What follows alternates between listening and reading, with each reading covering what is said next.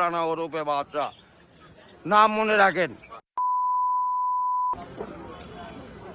আসসালামু আলাইকুম, গ্রামীণ ফোন থেকে নাবিল বলছি। আপনি কিভাবে সহযোগিতা করতে পারি? আপনি সহযোগিতা করতে পারবেন মানে আমি মোহাম্মদ মাসুদ রানা, রানা রূপে বাদশা, রাজমিস্ত্রি। আমি নরসিংদী থাকি। আমার টাকা তোলার সাথে সাথে আপনি কাটালেন, আর আপনাকে আমি বাকি পাওনা তুলে দিয়ে তারপরে আমি ব্যালেন্স করে কথা বলি, আমার মায়ের সঙ্গে কথা বলি। কেন টাকা পাই না আমি? এর কারণ কি? কেন দেওয়া হবে না আমাকে? আমি কি চোর চোরটা না ডাকাত? আপনার সমস্যা, সমস্যাই তো। আপনার সমস্যা। Any problem don't disturb, okay understand. আপনি যখন লোন লাগবে তখন লোন দিবেন এই নাম্বারে।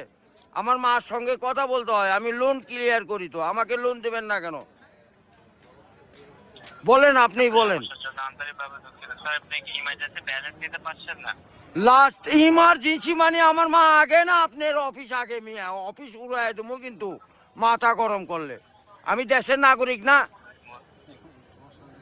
হ্যাঁ, বুঝতে পেরেছি স্যার। আপনি কি আমাকে যখন আমি ব্যালেন্স আপনার থেকে লোন চাবো, চাওয়া মাত্র এই নাম্বারে দিবেন 808 শূন্য লাগাইলে বুঝতেই পারতেছেন, ভুল যান না হয়। হ্যাঁ গ্রামীণ। আন্তরিকভাবে আমার লাস্টে আমার মায়ের নাম্বার হলো 18। ব্যবহার করে কথা বলে থাকেন, কাইন্ডলি লাউডস্পিকারটি বন্ধ করে কথা বলুন স্যার।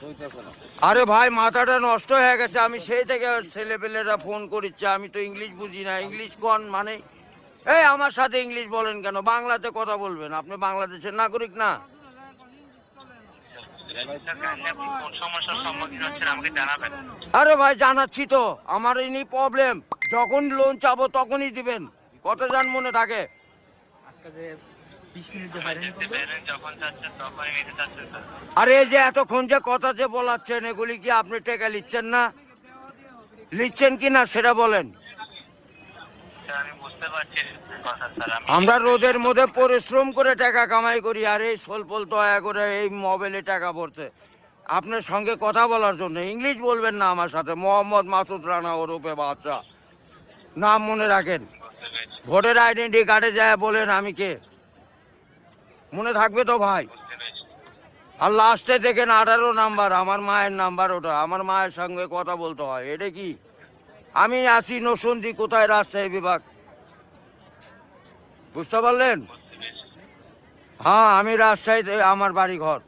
আমার কাছে কাগজপাতি সম্পূর্ণ আছে। আমি কি দেশের নাগরিক না নাকি?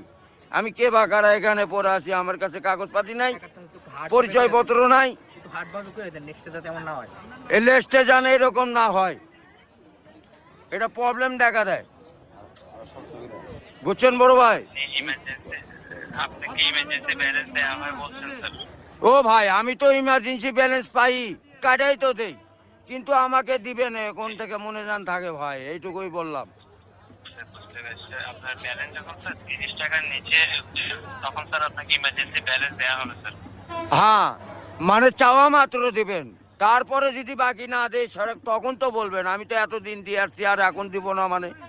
এখন তো দিবই আমি। বুঝতে পেরেছি স্যার।